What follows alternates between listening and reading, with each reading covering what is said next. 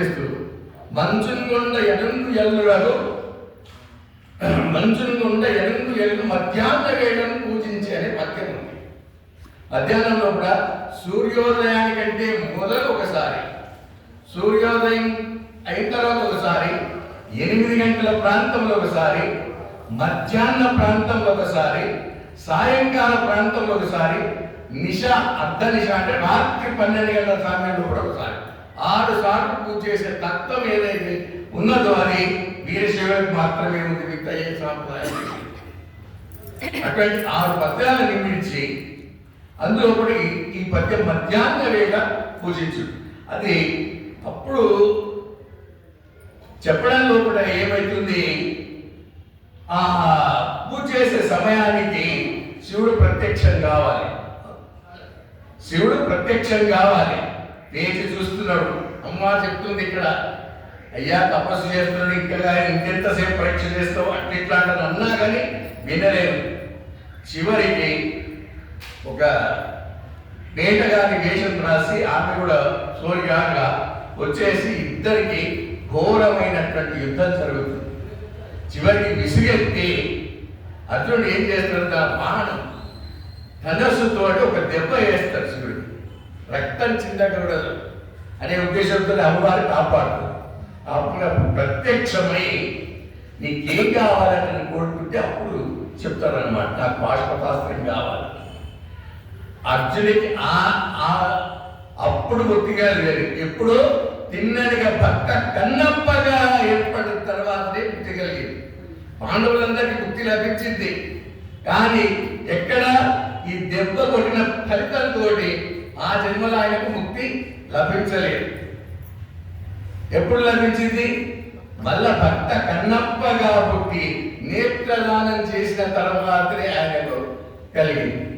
అయితే ఈ పద్యంలో కూడా ఉన్న విషయం ఏంటంటే, వీరశైవులో కూడా 5 మంది జగద్గురువులు ఉంటారు. 5 మంది జగద్గురువులు స్థాపనాచార్యులు. మనం వీరశైవ మతాన్ని మొట్టమొదటి రుద్రుడు, తర్వాత వీరభద్రుడు, తర్వాత రేణుకాచార్యుడు, పంచాచార్యులు. పుస్తకానికి ఒక్కొక్క పీఠానికి ఒక్కొక్క మంత్రము ఉన్నది. స్థూల పంచాక్షరి, సూక్ష్మ పంచాక్షరి, మాయా పంచాక్షరి, ప్రసాద పంచాక్షరి అంటారని ఈ రకమైనటువంటి మంత్రాలు ఒక వీరశైవంలో ఒకటే ఉన్నాయి. మిగతా ఏ సాంప్రదాయంలో కూడా లేవు, మిగతా ఏ సాంప్రదాయంగా లేవు. అయితే ఆ ప్రసాద పంచాక్షరి మంత్రం ఏంటి? రంభాపురి పీఠానికి సంబంధించినటువంటి గురువు జపం చేస్తాడు, తన శిష్యులకు అదే మంత్రాన్ని ఉపదేశిస్తాడు అన్నమాట. అట్లా ప్రతి పీఠానికి ఉన్నటువంటి అవకాశం, ప్రతి పీఠంలో కూడా ఒక్కొక్క గురువు ఒకటి తన పరంపర ఏదైతుందో ఆ పరంపరలో ఆ శిష్యులకు అదే మంత్రాన్ని ఉపదేశిస్తున్నాడు.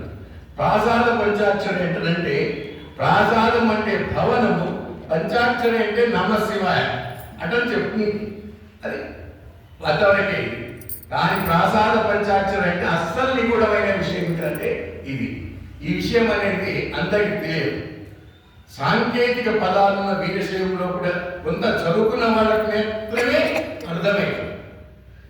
అట్లా ప్రత్యక్షమైన తర్వాత శివుడు కోరుకున్న తర్వాత పాశుపతాన్ని ఇస్తే అప్పుడు ఆశీర్వదిస్తాడు, ఈ జన్మల నీకు ముక్తి లభించదు, మరో జన్మల నీకు ముక్తి లభిస్తున్నదని స్కాంద పురాణంలో ఉన్నది. మనం తిన్నవి కథ కూడా చూసినాము. ఇవన్నీ విషయాలు అనేది అంటున్నాయి. భక్తి ప్రాధాన్యమే.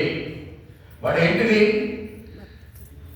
ఏ రకంగా పూజించిందో మన కళ్ళ కట్టినట్టు కనిపిస్తుంటుంది. చెప్పులు వేసుకొని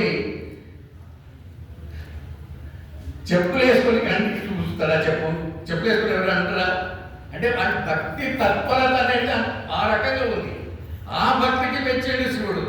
మనం ఎంత చేసినా కానీ ఇది లేదు. అంటే తన్మయత్వంలో సర్వము నీవే అనే